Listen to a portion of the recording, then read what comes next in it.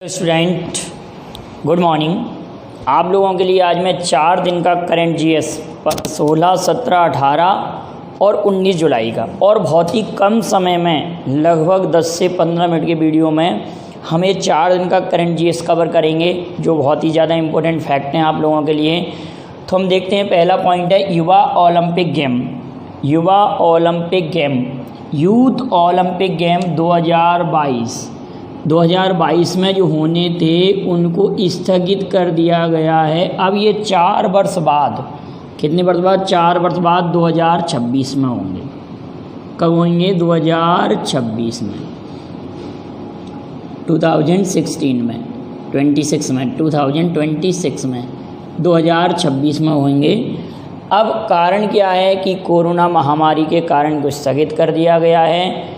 अंतर्राष्ट्रीय Olympic committee के अध्यक्ष थॉमस बाक ने ये जानकारी दी है और ये कहाँ संपन्न होने थे? सेनेगल की राजधानी डकार में होने थे, लेकिन होंगे वहीं पर, लेकिन 2026 में होंगे। क्लियर है ये बात? युवा ओलंपिक गेम 2022 में होने थे। और 2022 के एक गेम की और चर्चा करते हैं कि अभी इसका शेड्यूल जारी कर दिया गया है फीफा वर्ल्ड कप का। 2022 में जो फीफा वर्ल्ड कप होना है उसका शेड्यूल जारी कर दिया गया है। पहला मैच 21 नवंबर 2000 को होगा और 2022 का फीफा वर्ल्ड कप कहाँ पर होगा? कतर की राजधानी कतर में होगा, मतलब कतर की राजधानी दोहा में, कतर देश में होगा। क्लियर है? 2022 का फीफा वर्ल्ड कप कहाँ पर होगा, किस देश में होगा? कतर में। क्लियर? हुआई जो कि चाइनीज कंपनी है, इस पर प्रतिबंध लगाने वाला दूसरा देश 5G नेटवर्क कंपनी है, जिस पर अमेरिका के बाद यूके ने बैन लगाया है। यूके ने इसलिए बैन लगाया, एक कारण तो ये है कि डाटा चोरी का कारण भी बताया है। दूसरा, आप लोगों को मालूम होगा कि 1997 में हांगकांग यूके ने इसको सौंप दिया था, किसको? चाइना को।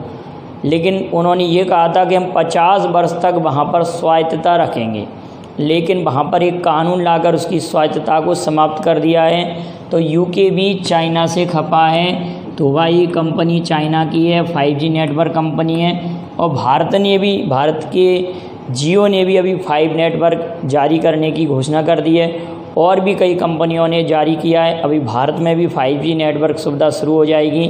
क्लियर है बेटा? ये बात याद रखेंगे। देहिंग पटकई वर्ल्ड सेंचुरी, ये चर्चा में था।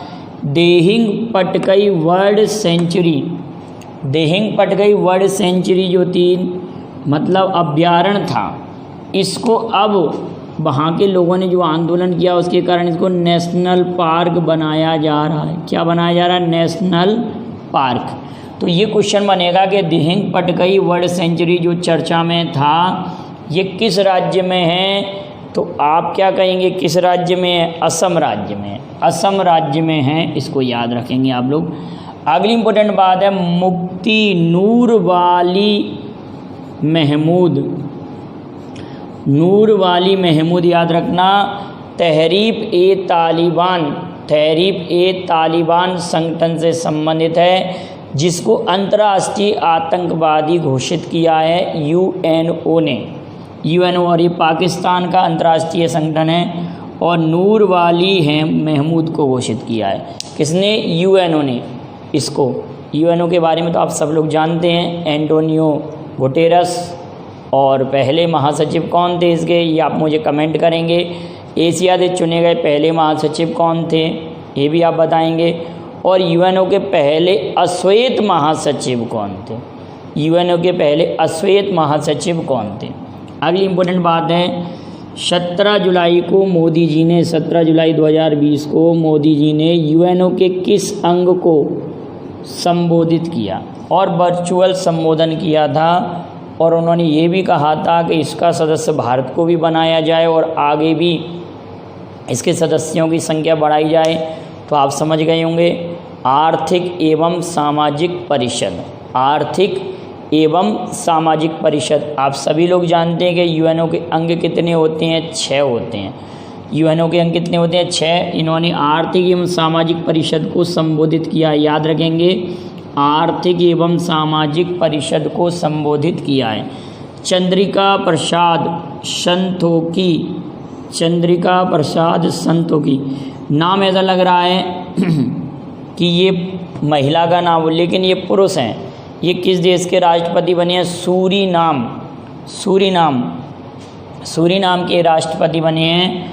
और आप एक बात याद रखेंगे कि सूरीनाम एक ऐसा देश है जहाँ पर भारतीय मूल के बहुत सारे लोग रहते हैं। और ये चंद्रिका प्रसाद संतोखी जो है ना, वो बिहार के हैं, बिहार मूल के हैं, माने बिहार के इनके पूर्वज वहाँ पहुँचे थे। आप लोगों ने पढ़ा होगा कि प्राचीन समय में जो ब्रिटिश लोग थे, अंग्रेज़ों ने हमारे भारत पर कब्जा किया था और भारत के बिहार और पूर्वी उत्तर प्रदेश के बहुत सारे जो मज़दूरों को वहाँ ले जाया जाता था, मॉरिशस, सूरीनाम ले जाया जाता था, जिनको वहाँ गिरमिटिया कहा जाता है, गिरमिटिया मज़दूर कहा जाता था। तो उन्हीं मज़दूरों में से देख रहे हैं आप लोग, अब वो राष्ट्रपति बन रहे हैं। वहाँ पर माने भारतीय मूल के लोग बहुत सारे हैं।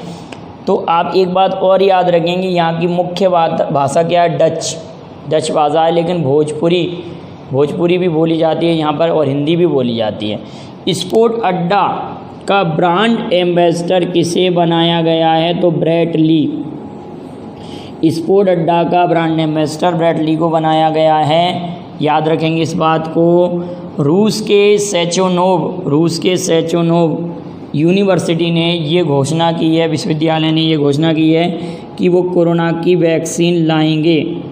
ठीक है, उसका परीक्षण हो चुका है, बहुत जल्दी विश्व को ये दवा मिल जाएगी, वैक्सीन मिल जाएगी। तो इसको भी याद रखना, कोरोना वैक्सीन के लिए चर्चा में रहा सेचोनोव।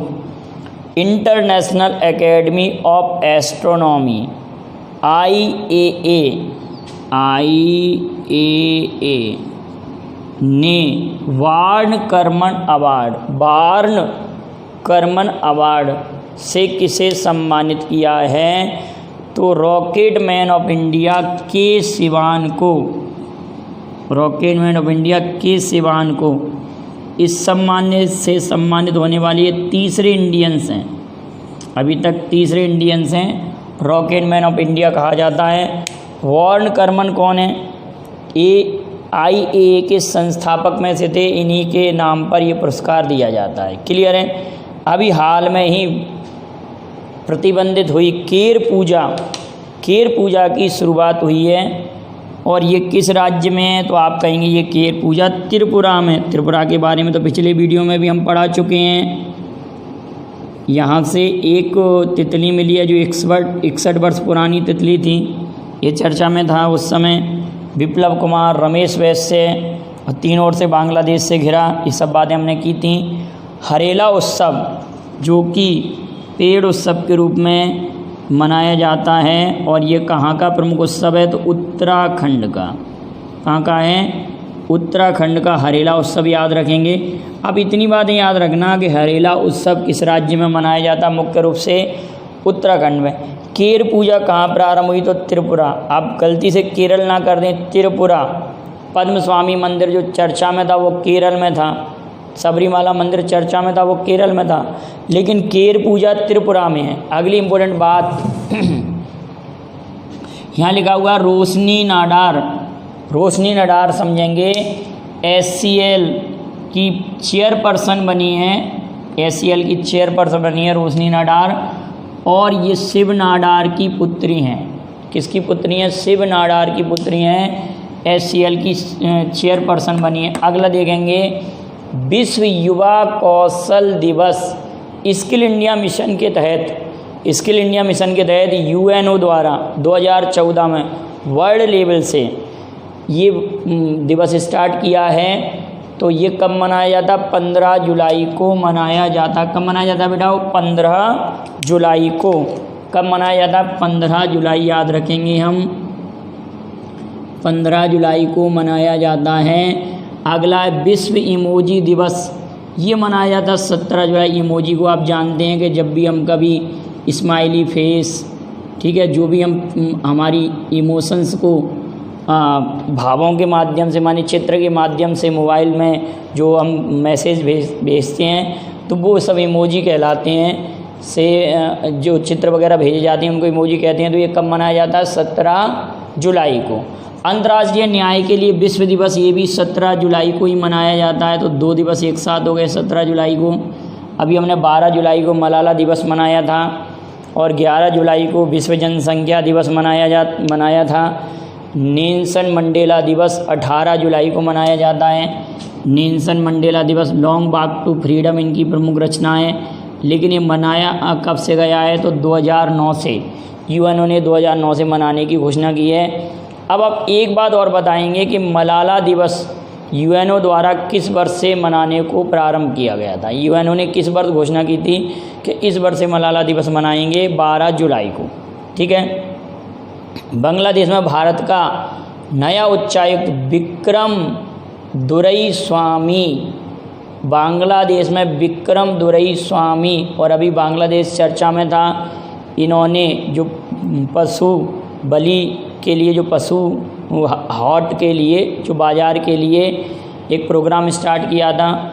ठीक है ना, तो उस समय भी बांग्लादेश चर्चा में था। और अभी बांग्लादेश में बाढ़ के कारण बहुत सारे लोग विस्थापित हुए थे, जब भी बांग्लादेश चर्चा में था। और संप्रति युद्ध अभ्यास भारत और बांग्लादेश के मध्य संपन्न होता है, और अभी मेघालय में हुआ था 2019 में। इतनी बात क्लियर है। विक्रम दुरईस्वामी, विक्रम दुरईस्वामी, विक्रम दुरईस्वामी बांग्लादेश में उच्चायुक्त। अब इम्पोर्टेंट बात आ रही है, एडीबी के नए उपाध्यक्ष किसे चुना गया है। तो जो भारत के चुनाव आयुक्त हैं अशोक लावासा, चुनाव आयुक्त कह रहा हूँ बेटा, आप समझ रहे हैं। अभी हमारे चुनाव आयोग में 3 सदस्य हैं, अशोक लावासा और एक अशोक लावासा हैं, और 2 सदस्य और हैं। अशोक लावासा के अलावा 2 सदस्य और हैं। एक मुख्य चुनाव आयुक्त हैं, आप सभी लोग जानते हैं, सुनील अरोड़ा हैं। एक मेंबर और हैं, उसका नाम आप कमेंट करेंगे। और ये जो अशोक लावासा हैं, ये मुख्य चुनाव आयुक्त नहीं, अन्य चुनाव आयुक्त हैं। इन्हें एडीबी का उपाध्यक्ष नियुक्त किया गया है, एडीबी का उपाध्यक्ष नियुक्त किया गया है। और अपने पद से हटने वाले ये भारतीय चुनाव आयुक्तों में दूसरे हुए हैं। 1973 में नागेंद्र सिंह को भी हटाया गया था।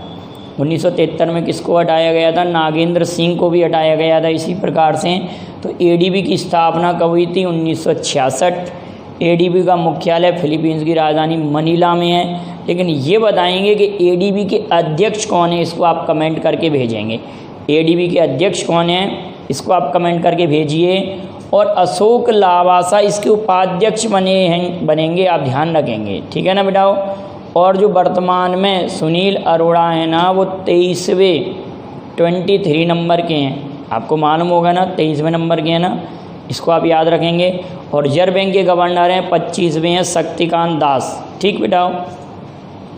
अफगानिस्तान के राजदूत रुद्रेंद्र टंडन, अफगानिस्तान में रुद्रेंद्र टंडन हैं, इसको याद रख लेंगे।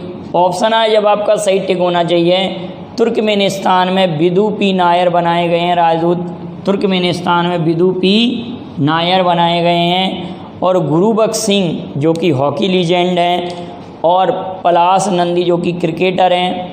गुरुबख्श सिंह और पलाश नंदी को मोहन बागान रत्न दिया जाएगा। और मोहन बागान उत्सव भी मनाया जाता है 29 जुलाई को, मोहन बागान दिवस भी मनाया जाता है। लेकिन ये कोरोना महामारी स्वरूप चलते हुए इनको वर्चुअल मीटिंग करके इनको ये पुरस्कार दिया जाएगा। गुरुबख्श सिंह और पलाश नंदी को मोहन बागान रत्न।